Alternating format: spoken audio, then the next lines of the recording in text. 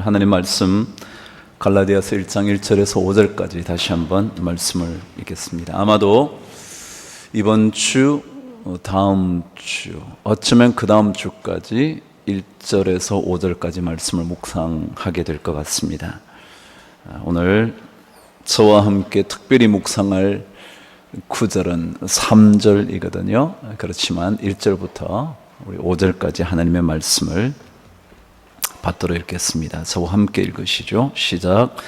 사람들에게서 난 것도 아니요 사람으로 말미암은 것도 아니요 오직 예수 그리스도와 그를 죽은 자 가운데서 살리신 하나님 아버지로 말미암아 사도된 바울은 함께 있는 모든 형제와 더불어 갈라디아 여러 교회들에게 우리 하나님 아버지와 주 예수 그리스도로부터 은혜와 평강이 있기를 원하노라. 그리스도께서 하나님 곧 우리 아버지의 뜻을 따라 이 악한 세대에서 우리를 건지시려고 우리 죄를 대속하기 위하여 자기 몸을 주셨으니 영광이 그에게 세세토록 있을지어다. 아멘.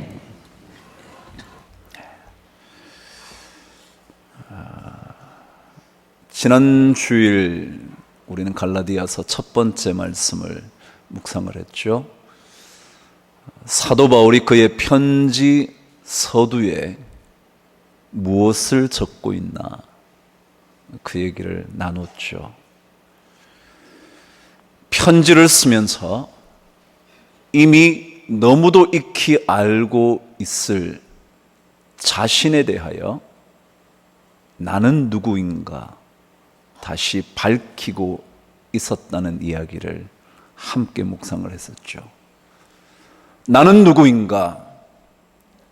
내가 누군가? 라는 정체성의 질문은 내가 누구이냐의 문제만이 아니라 내가 어떤 사람이기 때문에 어떻게 살아야 하는지를 결정해 주는 문제이기 때문에 내가 누구인가? 라는 질문은 중요한 거죠. 내가 누구냐? 라는 이야기는 내가 그런 사람이기 때문에 내가 그런 칭호를 받기 때문에 내가 그런 직위에 있기 때문에 나는 어떻게 해야 한다는 그 직책을 수행해야 한다는 것을 의미하기 때문에 이 질문은 중요한 거죠. 내가 자식이다 라고 말할 때 그것은 내가 부모에게 대하여 어떻게 해야 하는가를 결정짓는 것입니다.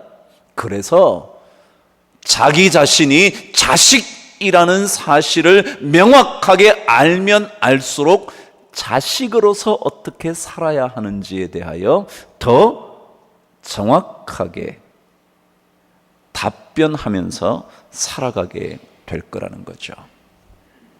사도 바울은 자기 자신을 사도라고 말했습니다. 기억나시는가요? 사도라는 말은 특별한 사명을 위임받아 파견된 사람이라는 거였죠. 그래서 여러분과 묵상했던 우리는 다 특별한 계획과 사명이 있어서 이 땅에 왔다. 그냥 온 게 아니다. 여러분이 이 자리에 그냥 강북제일교회 교인 되신 것이 아니다. 여러분이 어쩌다가 그 가정에 아버지가 되고 가장이 된 것이 아니다. 여러분이 실력이 좋아서 그 회사에 가게 됐고 실력이 좀 모자라서 이 회사에 오게 된 것이 아니다. 우리에게는 특별한 사명이 있다.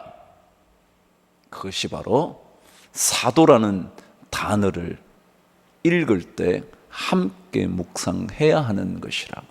더더욱이 그 사도는 그래서 자기를 위하여 사는 인생이 아니라 불러준 사람, 보낸 사람, 파견한 사람, 그 사람을 위하여 살아가는 거다. 그래서 말미암음도 아니다 그랬을 때 그것은 바로 누구를 위하여 사느냐가 중요한 질문이었다.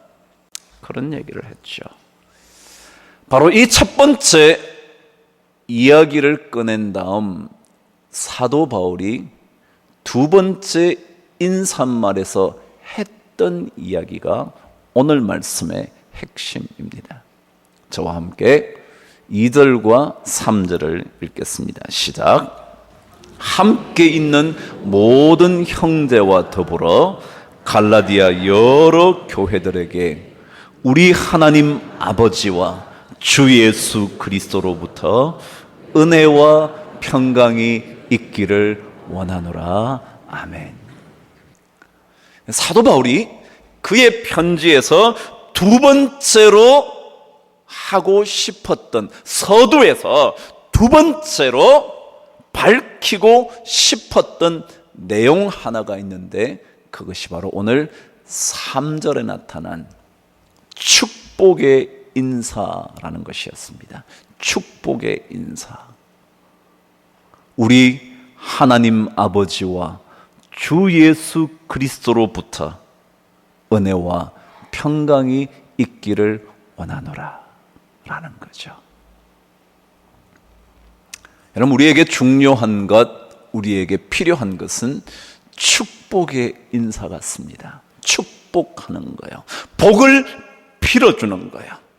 가족들에게도 필요한 것은 정작 축복의 인사인 것 같습니다. 우리는 가족으로 살면서도 축복하는 인사보다 비난하고 저주하고 원망하는 소리가 훨씬 더 많은 것 같습니다. 같은 공동체를 형성하고 있는 우리들끼리도 축복하는 인사가 필요한데 축복 대신에 다른 이야기들을 너무 많이 하는 것 같습니다. 사도 바울은 그의 편지 서두에서 자신을 밝히고 난 다음 가장 먼저 하고 싶었던 이야기는 바로 우리 주 예수 그리스도 하나님 아버지 그분께로부터 은혜와 평강이 당신들에게 있기를 원한다고 적은 것입니다. 중요한 것은 복을 나누는 것입니다. 중요한 것은 복을 빌어주는 겁니다. 옆 사람의 인생에 복을 깔아주는 겁니다. 축복해 주는 거죠. 사실 저희 교회가 9월부터 모든 성도들이 명찰을 달기로 생각을 했었습니다. 명찰이요. 나는 누구라고요? 나는 황영택이라고요. 나는 누구라고요? 여러분. 그래서 이름을 다 달고 좀 인사 좀 하자. 아이, 장로님 안녕하세요. 그것도 이름을, 성함을 몰랐는데, 윤진만 장로님 지난주에 기도하셨죠? 장로님 안녕하세요. 멀리서 뵀을 뿐만 아니라 화면으로 봐서 잘 몰랐는데, 아니 기도하시느라고, 저도 기도하느라고 얼굴을 잘 못 봤는데, 아유 장로님 반갑습니다. 장로님 건강하세요? 기도가 은혜로웠어요? 기도를 듣다가 저도 그런 기도가 나왔어요? 이런 거 좀 해보자 싶더라고요. 그래서 9월부터 하려고 준비를 다 했는데 제가 미비해서 광고를 미리 했어야 되는데 광고를 안 해서 이번 9월달 내내 광고하고요, 10월부터 하려고 그래요. 그래서 이름을 붙이고요, 한번 해보세요. 집사님 반갑습니다. 저는 얼굴만 알았지 권사님 성함을 몰랐네요. 권사님 반갑습니다. 안녕하세요. 인사 좀 해보자. 그 인사도 더더욱이 뭐라고요? 축복의 인사. 여러분이 잘 알고 계시는 아브라함이요, 그의 이야기가 담겨져 있는 12장부터 하나님께서 아브라함의 얘기를 꺼내면서 이런 얘기를 적어 두셨습니다. 너를 축복하는 자에게는 내가 복을 내리고 너를 저주하는 자에게는 내가 저주하리니. 그랬습니다. 다시 한번요. 너를 축복하는 자에게 내가 복을 내리고. 자, 보세요. 아브라함에게 누군가 축복을 했어요. 그랬더니 하나님이 뭐라 그러셨냐면 축복한 그 사람에게 복을 내리겠다 그랬어요. 다시 한번 바꿀게요. 여러분이 누군가를 축복하는 순간 뭐라고요? 하나님이 여러분에게 복을 내리겠다. 그 얘기입니다. 저는 우리 교회가 그런 교회 됐으면 좋겠습니다. 여러분이 다른 사람을 축복하시고요, 축복하시는 여러분은 하나님께로 복받게 되기를 바랍니다. 이건 중요한 것입니다. 가정도 마찬가지입니다. 자녀를 여러분이 축복하시고요, 축복하시는 여러분에게 하나님께서 복을 내려 주시는 은혜가 넘친다면, 그런다면 그거 참 멋진 일이라니까요. 저는 우리 교회가 누구를 비난하고요, 그 사람 어떻다고, 그 사람 저런 사람이라고, 그런 얘기보다 그 사람을 축복하는 이야기가 넘쳐날 뿐만 아니라 축복하는 그 사람을 하나님께서 복내시는 일로 인하여 이 공간이 축복의 공간, 복의 공간 되기를 주의 이름으로 축원합니다. 축복하는 자에게 주님께서 복을 내리신다 그랬는데도 얼마나 우리가 축복하기가 어려운지 참 이상하죠.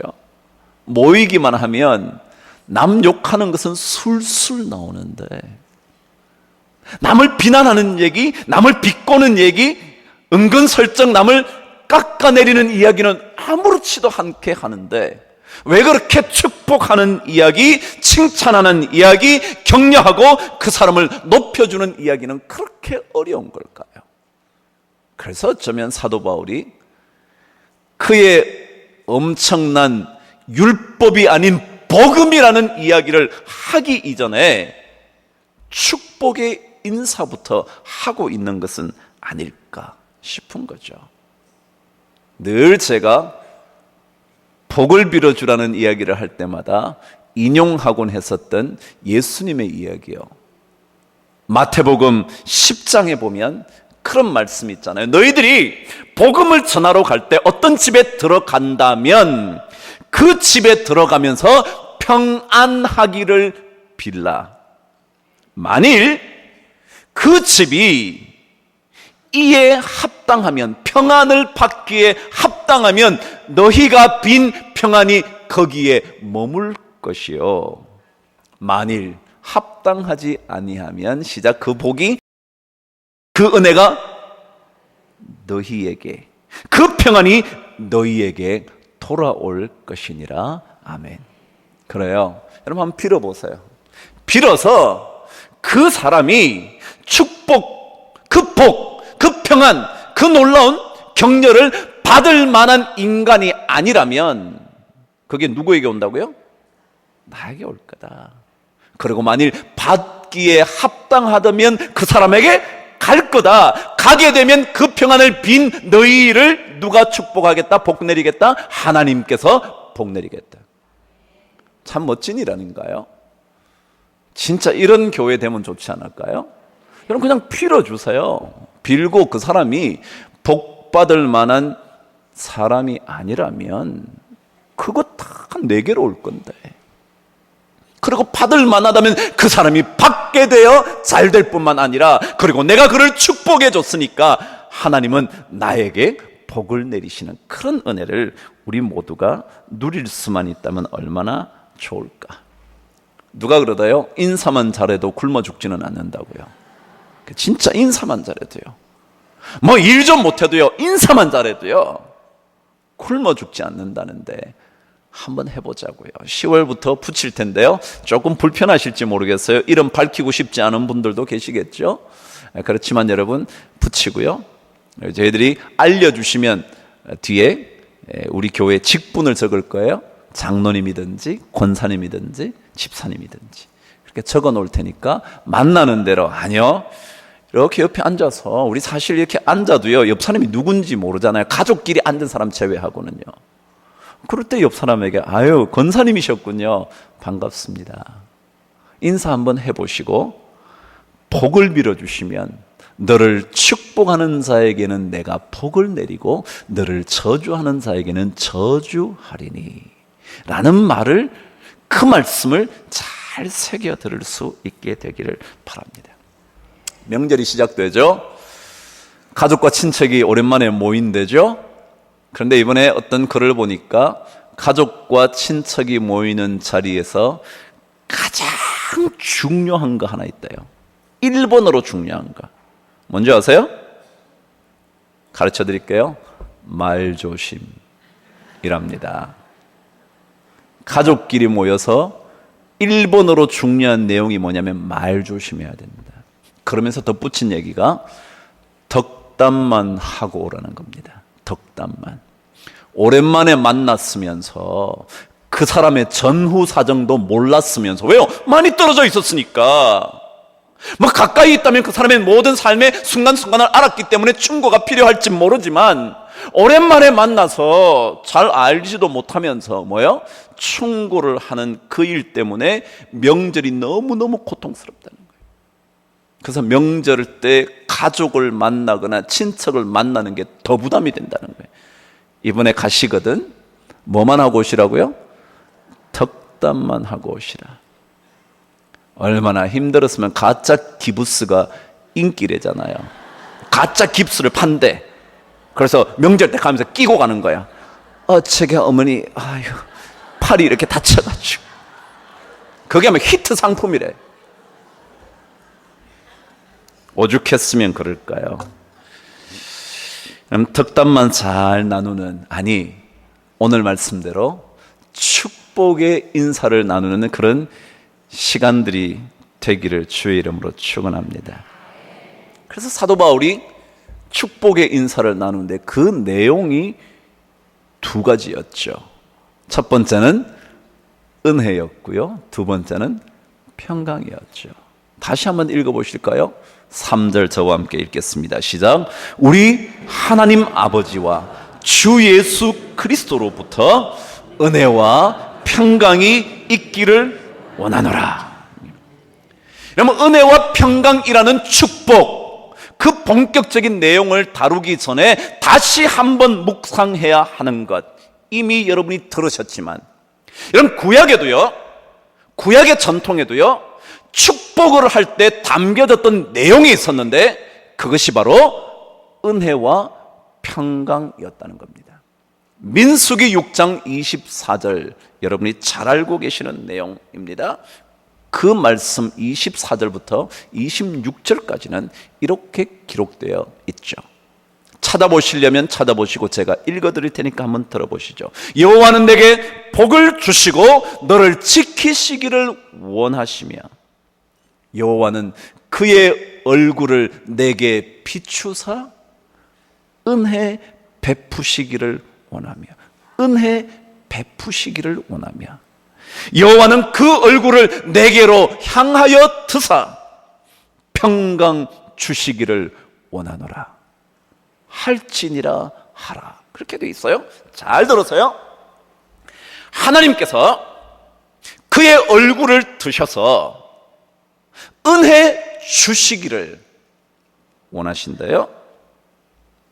그분이 얼굴을 우리에게로 향하여 드셔서 평강 주시기를 원하신대요.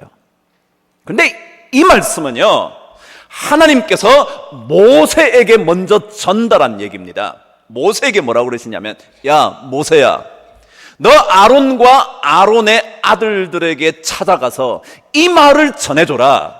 그리고 이 말을 전해주면서 이 말을 아론과 아론의 아들들이 이스라엘 자손들에게 하라 그래라 라는 말을 들려줍니다. 잘 들으세요.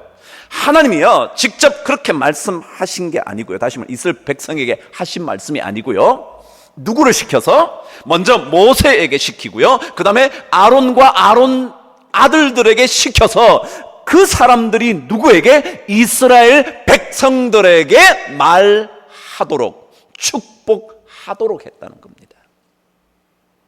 민수기 찾아가셔야 합니다. 6장 마지막 절 27절 저와 함께 읽어보시죠. 민수기 한번 가보시죠. 27절 마지막 절은 뭐라고 그러는가 한번 읽어보시죠. 제가 가지고 있는 성경 204면입니다.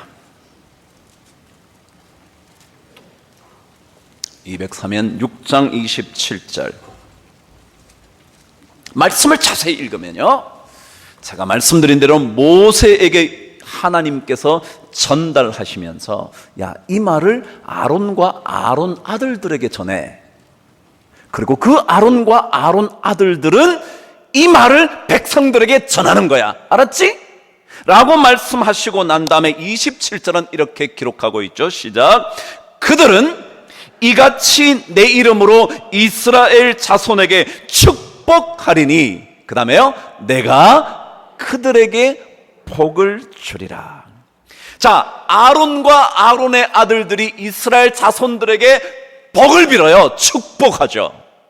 그랬더니 하나님께서 그렇게 하면 그들이 이스라엘 자손들을 축복하면, 그 다음에요, 내가 그들에게 복을 내리리라. 조금 전에 다 얘기했던 내용입니다. 신약에서의 내용만이 아니라 구약에서도 그렇게 말하는 거죠. 복을 내려주면, 복을 빌어주면, 그러면 하나님께서 그들에게, 여기에 뒤에 나온 그들은 아마도 아론과 아론 아들들에게, 왜요? 자기들은 복을 빌어준 적이, 누군가 자기에게 빌어준 적이 없는데 그러면 자기는 복도 못 받나? 아니요. 내가 복을 빌어줄 때, 축복해 줄 때 하나님이 나에게, 복을 비는 그 사람에게 복을 내려주신다. 그래요. 중요한 것입니다. 이것은 하나님께서 정하신 법칙입니다. 사도 바울이 갈라디아와 거기에 흩어져 있는 모든 형제들에게 복을 비는 순간 그 복이 누구에게도 임한다고요? 사도 바울에게도 임한다는 것. 사도 바울은 정확하게 알고 있었습니다. 정말 우리 교회가 앞으로 남을 헐뜯는 그런 교회 되지 않게 되기를 바랍니다. 그래서 이렇게 힘겨운 시기를 우리가 지나왔잖아요. 3년 동안이나 고통스러웠던 시간은 남을 헐뜯는 이야기로, 남을 욕하는 그것으로 인하여 이렇게 갈기갈기 찢어졌거든요. 우리 교회가 더 복을 빌어줌으로 복을 받게 되기를 바랍니다. 여러분, 그 사람들 욕하는 사람들 잘 됐나요? 아니요, 저는 보기에 별로 잘 된 것 같지 않던데요. 저는 하나님께서 우리 교회에 이런 축복의 인사가 넘치게 되기를 간절히 소망합니다. 그게 첫 번째 내용이 뭐냐 하면, 축복이 은혜가 넘치기를 바랍니다. 그러니까 은혜. 여러분 은혜 너무 많이 들었잖아요. 은혜. 저는 이 은혜를 생각하면 늘 이 생각부터 합니다. 뭐냐 하면, 모든 생명체의 생존의 출발, 그 은혜다. 다시 한번, 모든 생명체의 생존의 출발, 살아 있으려면 뭐가 필요하다? 은혜가 필요하다. 부모님께서 저를 낳고 젖을 물려주시지 않았다면 저는 태어난 이후에 죽었을 겁니다.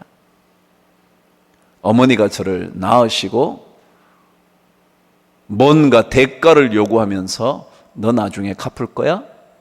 대답해봐. 안 해? 안 줘. 그러지 않았어요. 은혜라는 것은요, 거저 주시는 것이었는데, 그래서 거저 주셨기 때문에 그것 아니면 우리가 아예 생존할 수조차 없는 것. 그게 뭐냐면 은혜예요. 우리 그리스도인들에게 하나님의 은혜가 없이는 안 되는 이유가 뭐냐면, 하나님의 은혜가 없이는 어느 누구도 살 수 없어요. 왜냐하면 우린 다 죄인이기 때문에 그래요. 그래서 이 죄의 문제를 해결할 길이 없기 때문에 하나님의 은혜가 없이는 안 되는 거죠. 우리 모두는 하나님의 은혜로 살게 됐죠. 그래서 은혜를 많이 받아야 돼요. 그러니까 은혜는 거저 주는 거거든요. 거저 준다는 얘기는 여러분이 땀 흘리는 것보다, 땀 흘려서 얻게 되는 것보다, 여러분이 몸부림쳐서 가지게 되는 것보다 거저 주시는 은혜가 더 커야 합니다. 저는 사업체 신방을 가면 늘 하는 얘기입니다. 여러분 잘하시는 거야. 말할 것 어디 있겠냐고. 사업체 차려놓고 놀고 먹고 살겠냐고. 열심히 하셔야 된다고. 땀을 흘리셔야 된다고. 그러나 여기에 하나님의 은혜가 있어야 된다고. 하나님이 사람을 보내주셔야 된다고. 그 사람이 마음속에 감동이 돼야 된다고. 그거는 은혜라고. 어떤 거 여러분 있잖아요. 잘해줘도 미운 사람 없나요? 여러분 없습니까? 저는 있던데 잘해줘도 괜히 미운 사람이 있고 생각이 다른 데 있는 것 같은데 자꾸 마음이 안 가는 사람이 있어요. 그러니까 사실은 은혜가 있어가지고요, 그 거저주시는 내가 땀 흘리는 것보다 아닌 그 무엇인가 있어야 돼. 그게 있어야 사업이 잘 되고요, 장사가 잘 되고요, 그리고 사람의 관계가 잘 돼요. 은혜요, 은혜. 그런데 이 은혜는요, 특별히 어떤 뜻이냐 하면 거저 주는 돌보심이란 뜻이랍니다. 제가 이게 새로운 것 보게 됐습니다. 다시 한번, 은혜는 뭐냐면 거저 주시는 뭐요? 돌보심. 그럼 하나님께서 여러분을 돌봐주셔야 되는 거거든요. 그래야 사는 거지 안 돌봐주시면 안 되거든요. 그러니까 돌보심이요, 돌보심. 여러분 오늘 찬양 불렀죠. 그래서 제가 찬양을 가져왔죠. 오늘 두 번째 찬양이 나의 가는 길 주님 인도하시네. 그 다음 단어가 뭐냐면 그는 보이지 않아도 날 위해 일하시네. 보이지 않아요. 뭐 드러나는 것 같지 않아요. 눈에 딱 보이게 성과가 나타난 것 같지 않아요. 그런데 하나님은 계속해서 일하고 계세요. 그게 하나님 은혜예요. 그 은혜를 여러분이 고백하시고 사모하셔야 돼요. 하나님, 내가 지금 당장 볼 수는 없는데 사업을 하는데 당장은 뭐 은혜가 뭐 어떻게 보이겠어요? 뭐 잘 되는 것 같지도 않고요. 그렇지만 하나님, 보이지는 않지만 나를 인도하시고 나를 돌보시고 나를 지키시고 나를 도와주시는 그런 은혜가 있을 것을 믿습니다. 그 고백이에요. 그는 보이지 않아도 날 위해 일하시네. 이런 그런 고백이 필요해요. 그래서 우리는 하나님, 우리 보이지는 않는데 그저 주시는 하나님의 돌보심의 은혜가 우리에게 필요합니다. 그거 없이는 안 됩니다. 우리 노숙인들에게 여러분 사랑을 표현해 주셨어요. 너무 감사해요. 말씀드린 대로 9월 4일 날 우리 성도님들이 모여서 나눠줬어요. 그리고 또 내일 나눠줄 거예요. 한 군데 700개씩, 500개씩, 400개씩 나눠줬어요. 왜요? 우리는 거저받은 은혜가 참 많거든요. 그래서 우리는 거저받은 은혜를 거저주는 연습하는 거예요. 여러분 노숙인들이 여러분에게 뭐 해줬는데요? 아니요, 해준 거 없잖아요. 그렇지만 우리는 거저받은 게 너무 많아서 나를 위해서 보이지는 않아도 일하고 계시는 하나님의 거저 돌봐 주시는 은혜를 입고 살았기 때문에, 그래서 우리는 거저 주는 일에 대해서 나를 털어내고 싶지 않아요. 왜요? 우린 거저 받았거든요. 거저 주는 거죠. 사도 바울은 자기 자신의 사도의 직분이 거저받은 은혜인 줄 알았어요. 자기가 잘했기 때문에 사도가 됐다고 생각지 않았어요. 진짜 사도라고 불릴 만한 자격도 없는데 나를 사도라고 불러주신 것, 이거 진짜 하나님의 은혜다. 그래서 그는 고린도전서 15장 9절 10절에서 이렇게 말했죠. 나는 사도 중에 가장 작은 자라. 나는 사도라 불림을 받기에 감당할 수 없는데 10절에 그러나 나의 나된 것은 뭐라고요? 하나님의 은혜로 된 거다. 그냥 은혜로 됐죠. 그럼 은혜로 된 줄 알아야 겸손해요. 부모님께 은혜를 많이 받았다고 생각하는 자식은 자식답게 살아요. 당신이 해준 게 뭔데? 당신이 날 기르느라고 뭘 어떻게 했는데? 라고 생각하는 자식, 그의 삶은 자식다운 인생일 수 없습니다. 내가 누구인지에 대하여 생각할 수도 없습니다. 사도 바울은 자기 자신이 사도라 불림을 받기에 감당할 수 없고 은혜로 된 줄 알았기 때문에 남들보다, 사도들보다, 다른 사도들보다 더 죽을 각오로 헌신하고 산다고. 그게 은혜 받은 사람의 특징이에요. 그러니까 은혜 받은 사람이 헌신해야지, 은혜 받지 않은 사람들이 헌신하면 은혜도 안 받았는데 지가 헌신했으니까 지 땀이 더 많거든요. 자기 능력에 투자가 더 많거든요. 그러니까 큰 소리 치고 싶어서 견디지를 못해요. 그래서 저는 교회 안에는요, 은혜 받은 사람들이 섬겨야 돼.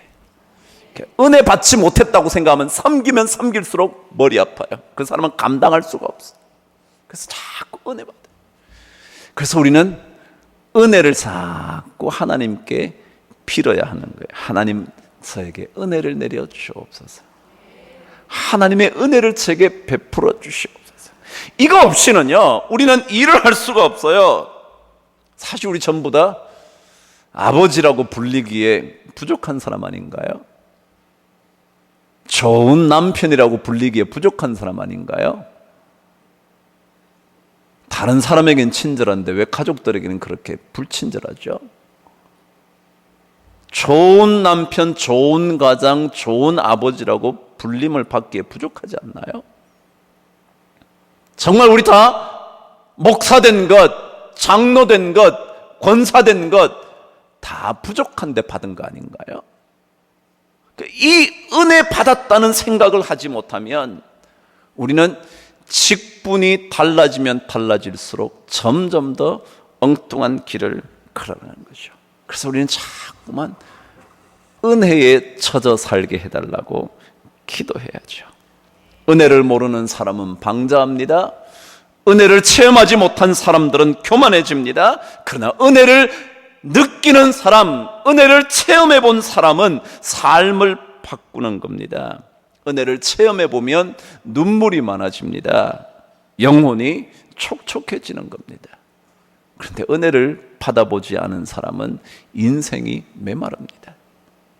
그래서 우리가 하나님께 그리고 사람들에게 복을 빌 때 꼭 해야 되는 것은 하나님의 은혜가 있게 해달라고, 이 사람에게 하나님의 은혜가 있게 해달라고, 아니 하나님 나에게 은혜를 베풀어 달라고. 사실 우리가 받은 구원도 다 거저주시는 하나님의 은혜라 그러지 않았나요? 거저주시는 하나님의 은혜. 그 하나님께서 자신의 아들을 우리 죄를 위하여 내어주신 그거예요. 그게 복음인데, 그 복음의 은혜. 그래서 우리가 그 은혜를 놓치지 말아야 하는 거죠.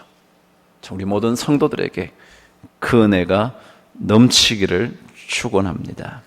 두 번째 축복의 내용이 뭐였나요? 은혜와 평강이 있을지어다. 그래요. 제가 늘 강조하잖아요. 평안 없는 삶이 뭘 행복한가요? 돈만 있으면 행복한가요? 괜찮은 자리만 하나 주어지면 행복해지나요? 그런 자리에 있으면 여러분 마음이 평안한가요? 아니요. 그것과는 관계없이 평안이 있어야 돼요. 평강이 우리에게 찾아와야 돼요. 그 밀려오는 평강의 경험이 없이는 사실 삶은 늘 쫓기는 삶이고요, 두려운 삶이고요, 앞이 어떻게 될까, 그런 삶이죠. 이 평안이라는 단어, 평강이라는 단어를 찾아보니까 안식, 편안히 쉰다. 여러분 편안히 쉬고 계시나요? 아니면 일을 해도 늘 불안하신가요? 가정생활을 해도 늘 불안하신가요? 남편이 옆에 있어도 늘 불안하신가요? 자식이 있는데도 미래가 불안해서 어쩔 줄 모르시나요? 아니면 평안하신가요? 그럼 성경은 우리에게 이 평강의 축복이 필요하다고요. 평강. 근데 이 단어의 뜻이 가장 중요한 뜻인데 그것은 삶과 정신에 있어서의 완성이라는 뜻입니다. 다시 한번요, 뭐요? 평강이라는 뜻이 뭐냐면 삶과 정신에 있어서의 완성이다. 여러분, 뭐가 없이는 삶이 완성이 안 된다고요? 평강이 없이는, 그러니까 돈이 있어도요, 지위가 있어도요, 명예가 있어도요, 뭐가 없으면, 평강이 없으면 삶이 완성이 된 게 아니다. 그만큼 중요하다. 그만큼 중요하다. 그래서 주님은 복음을 전하러 들어가서도 그 집에 뭘 빌어야 된다? 먼저 평안을 빌어야 된다고 한 이유가 그런 거예요. 그거 없이는 아니라는 거예요. 그거 없이는 완성이 안 되니까. 무엇을 해도 평강이 찾아오기만 하면, 어떤 직책에 있어도, 어느 만큼의 돈을 벌어도, 이것밖에 못 벌어도 평강이 있으면 삶이 완성되는 거라는 겁니다. 기드온이 하나님의 사자를 만납니다. 두렵죠. 예전에는 하나님의 사자를 만나면 죽음을 의미한 거거든요. 그런데 하나님의 사자가 나타나서 두려워하지 마라, 안심하라 그러거든요. 그러자 기드온이 제단을 쌓습니다. 그 제단을 쌓고 난 다음에 제단 이름을 뭐라 그랬냐면 여호와 샬롬, 하나님의 평강 그랬다는 거예요. 그러니까 그렇게 돼야 그때부터. 그럼 어떤 사람은요, 질병을 갖고 있어도 마음이 평안한 사람이 있어요. 어떤 사람은 조그만한 질병만 있어도 불안해서 어쩔 줄 모르는 사람이 있어요. 전 여러분에게 삶을 완성시키는 평강의 은혜가 꼭 있게 되기를 바랍니다. 무슨 일을 해도 두려움이 없는 그런 평강이 넘치게 되기를 바랍니다. 오늘 결론입니다. 근데 이 은혜와 평강을 여러분이 축복의 인사로 나눌 때 기억하셔야 하는 게 있습니다. 다시 한번 3절을 저와 함께 읽습니다. 시작. 우리 하나님 아버지와 주 예수 그리스도로부터 은혜와 평강이 있을지어다. 아멘. 은혜와 평강은 누구로부터 와야 돼요? 하나님과 우리 주 예수 그리스도로부터만 은혜와 평강이 찾아올 수 있다는 거예요. 다른 데서는 올 수 없습니다. 제가 설교를 수차례 하면서 여러분 강조하지 않아서 다른 데서 안 옵니다. 돈 때문에 내 마음이 평강해지는 거 아닙니다. 사업 잘 된다고 그 마음 속에 두려움이 없어지는 게 아닙니다. 돈이 나를 평생 잘 돌봐줄 것이라고 생각할 수 없습니다.